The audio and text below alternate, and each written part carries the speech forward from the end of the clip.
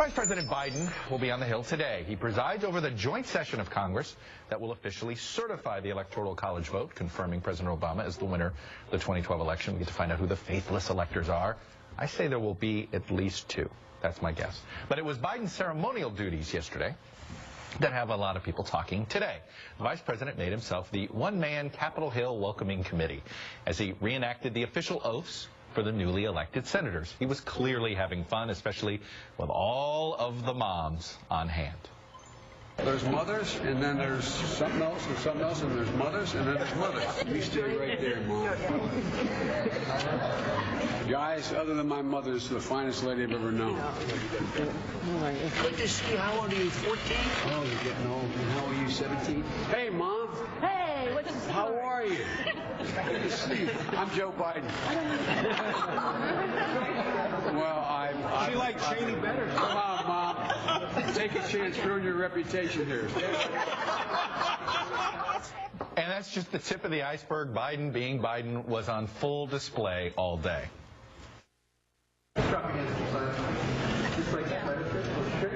Spread your legs, and it'll be frisk. Drop your hands. You say that to somebody in North Dakota, they think it's a frisk. Drop your hands to the side, you know. They think you're in trouble, right? Who do I look at? What do you want? I'd rather you look at me, but you should look at him. If you need any help on your pecs, let me know. Look at that guy. He's still working out. Joe Biden, you gotta love it. He was something else, but that is Biden. The guy enjoys, even in the photo lines. You know that some folks don't enjoy doing photo lines. Joe Biden finds a way to have fun doing those. On the House side, Speaker Boehner, he was doing a similar thing, participating in the ceremonial swearings-in for new House members. He welcomed the Kennedy family back, for instance, to the Hill, as Bobby and Ethel's grandson, Joe Kennedy III, was sworn in.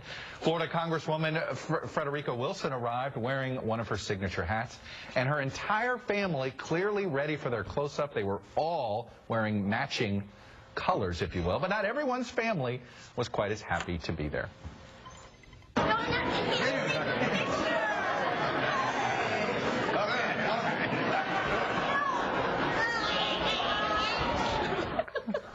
Oh, little kids are going to be little kids. What was funny there is that the little girl, she wouldn't leave. She kept standing there and standing there. Anyway, yesterday a lot of us had a lot of fun just watching all of that. Anyway, fun aside, with the resolution to the fiscal crisis just days old, lawmakers in Capitol Hill are already preparing for their next big political confrontation as the fight over the debt ceiling is less than 100 days away. But who will be doing the negotiating this round? Let's bring in our gaggle. They can do some negotiating for us. The Washington Examiner Susan Ferrechio, USA Today's Washington Bureau Chief Susan Page, and the Washington Post's Nia Malika Henderson. It seems to me we don't know who's going to do the talking. Susan Ferrechio, on the Republican side, John Boehner has said he's not going to do one-on-ones. So who should he designate? Well, first of all, I do think he's going to be talking to the president. I know he says he's not, but to think that the speaker's just going to cut himself out of the process. That didn't go so well with Mitch McConnell, right? No, and it didn't go so well for Harry Reid. I don't think that's going to happen. I think you are going to see negotiating between the two because they have to. This is a huge, deal coming up in less than 2 months. So you wouldn't designate a Paul Ryan, you wouldn't designate a Dave Camp and say, you know what, you guys do this, and what you sign off on, I'll sign off on. He may pick someone to just, in a sort of not in an artificial way to go forward, but he's going to be involved. I'm sure of that. All right, Susan Page. I have to do two Susans here. I disagree. Go ahead. I think broken relationship. They don't trust each other. They don't like each other. You think it's done? It's done. It's done. They need to have other people do it. And Paul Ryan, interestingly, voted for the deal, which was a surprise to some. And I think he is set up as somebody who is well positioned, both trusted by Republicans more than the Speaker, and also people at the White House may think they have a better shot at having a fruitful negotiation. If Paul Ryan's willing to do it.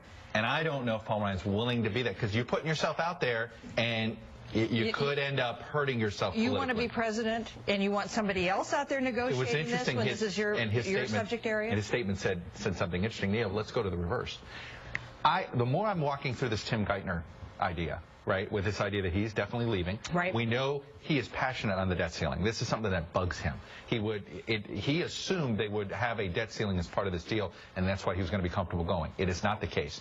I'm thinking here there's going to be Treasury confirmation. The idea that there's not going to be at least even a small fight over Treasury.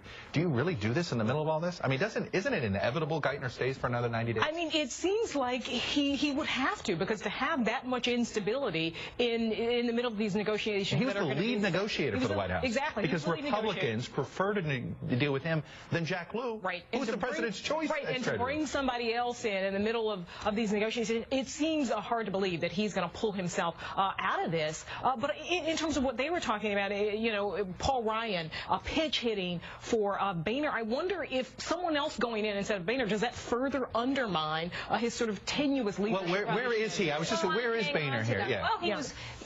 How tenuous is it? You could argue he was strengthened yesterday because they were not able to come up with enough votes to require His a second comments roll were call. pretty defiant. Yeah, Okay. that's right. But you could also say he was weakened in that they were just a few votes shy of requiring a second roll call, which would have, of course, sent the message that they don't feel he's been the conservative leader that they're looking for. This is only 5% of the Republican conference we're talking about here. Right. Maybe a little bit more, but still, there are a But lot it's a seed that gets planted, That's and it right. could get watered. It could grow, and this is, we were all saying, well, geez, this fiscal cliff will be the big test for Boehner. I think he scored a C on that, and now moving forward, he's got another quiz coming up, and he needs to pass. That's why I think for him to just abdicate, play a total backseat role, would really weaken his hand. You just don't buy it. It weakens him even more. But what does the White House do with Geithner? Isn't it inevitable they ask Geithner to stay? What's your sense? Maybe, but 2 words: Joe Biden. Yes. All right. I don't. Who's pitched in more than On once? Senate? Okay, Senate, we get it. Yeah. Do we really think Joe Biden and John Boehner can work this out? No, I don't think John Boehner abdicates. He's involved in this, but in terms of negotiating the deal, I mean, who's the White House sent in on the deals that have actually gotten done? Joe Biden, he understands this. He has, and the Congress, he seems to have more respect for the body than the president does. He loves it. And he loves it, as he proved Yeah. yesterday. But you brought up a name that we haven't discussed here. Is Harry Reid willing to be a side player again? I don't think so. I think he felt like he was really shoved aside this time. He's going to. McConnell shoved him aside. I don't think he liked that. Yeah. Anyway, all right, stick around. This is one of those weird days. Got the jobs guys coming. We'll have more chances to gaggle. December jobs report shows the 6th straight month of job gains over 100,000 and a jobless rate staying at 7.8%. Joining me now is Alan Kruger. He's chairman of the President's Council of Economic Advisors, and he makes his monthly visit to us. Mr. Kruger, good morning.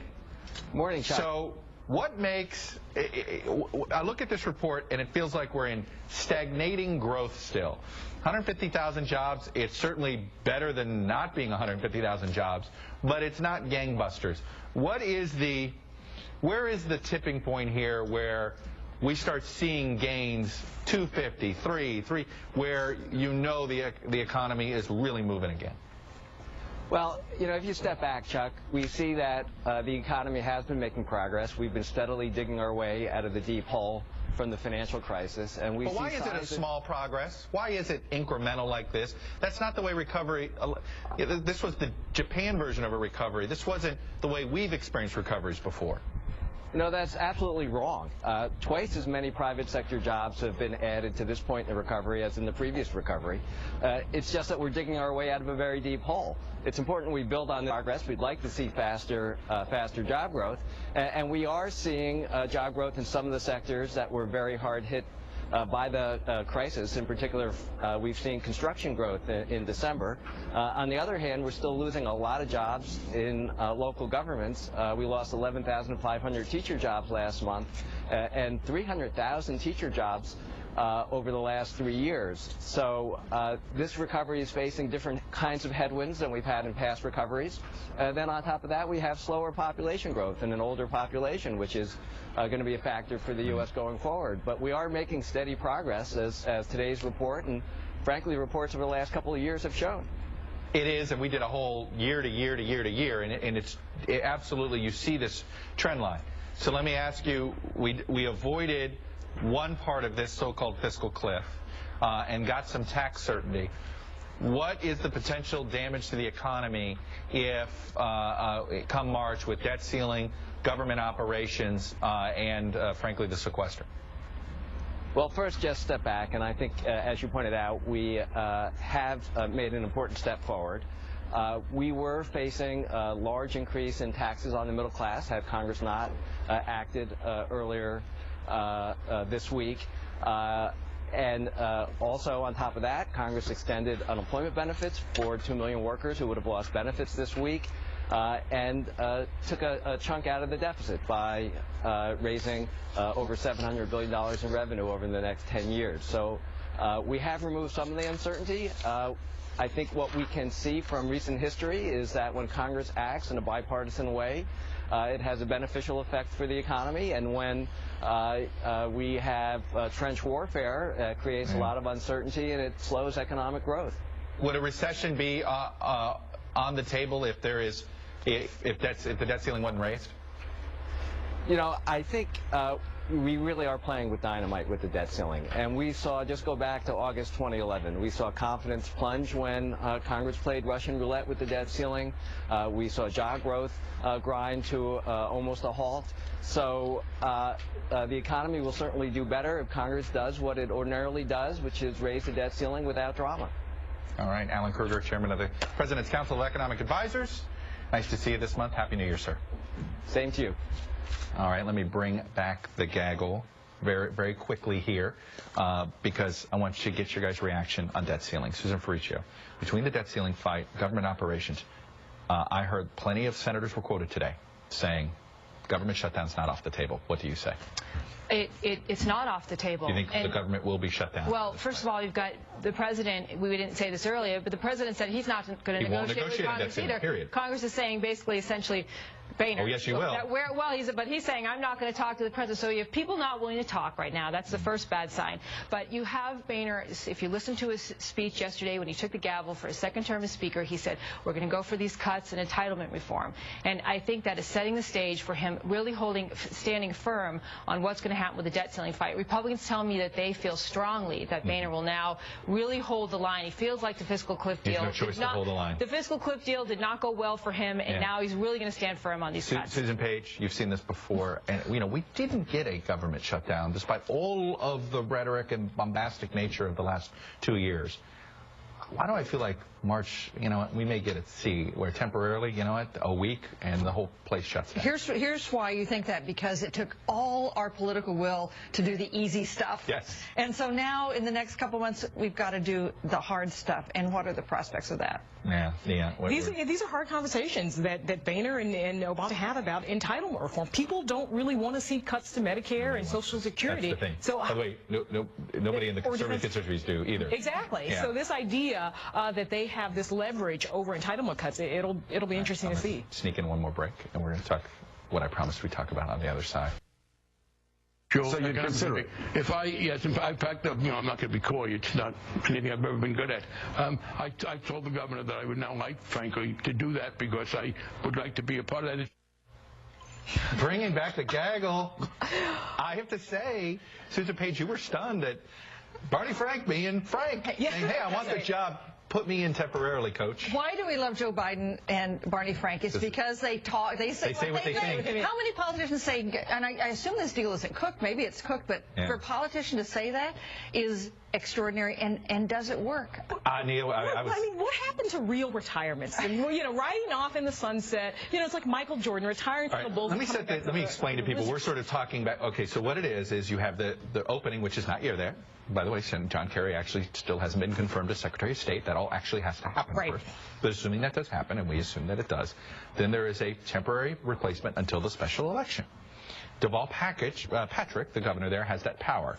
The assumption is he's doing a caretaker. Susan Ferrechio, why do we think he's going to do a caretaker when the entire Democratic establishment is trying to get behind Ed Markey so that you don't have a Martha Coakley debacle again? Well, it would be interesting to have Barney Frank there. First of all, he is well versed in this, and he's also well versed in this. He was chairman of the Financial Services Committee in the House, the co-author of Dodd-Frank, the major financial reform bill. He has said this morning on MSNBC that the reason he wants to do it is because these next 3 months are critical in terms of the debt ceiling and spending. These are areas of expertise for him, so he would love to get involved. He says he doesn't want to run for the seat. He just wants to hold on. It sounds like a tempting possibility to have a tag team of him and Elizabeth Warren from Massachusetts in on the negotiations. So I'd say C-SPAN 2 wants it. Barney Frank will make some great Senate speeches. Shameless plug, Susan. Okay, not only 20 women in the Senate, not enough, but more than ever before. But Barbara Mikulski takes over the Appropriations Committee. That is the most powerful chairmanship in Congress for women ever. And by the way, an all-girl panel here. I never put that out. That's right. You do that very regularly. Marty Barron, the new executive editor at the Washington Bostonian. That's He's right. probably suddenly missing the Barney Frank story. That's right, that's right. He started on Wednesday. He's got some bold new ideas for the Welcome to town, Mr. Barron. I work for him at the Miami Herald. He's an excellent editor, I will say. Okay, Tim Carney from the Washington Examiner has a really good piece this week about how $205 billion in tax breaks for corporations got in the fiscal cliff deal. You should read it. Happy little Christmas. That's it for this edition of the Daily Rundown.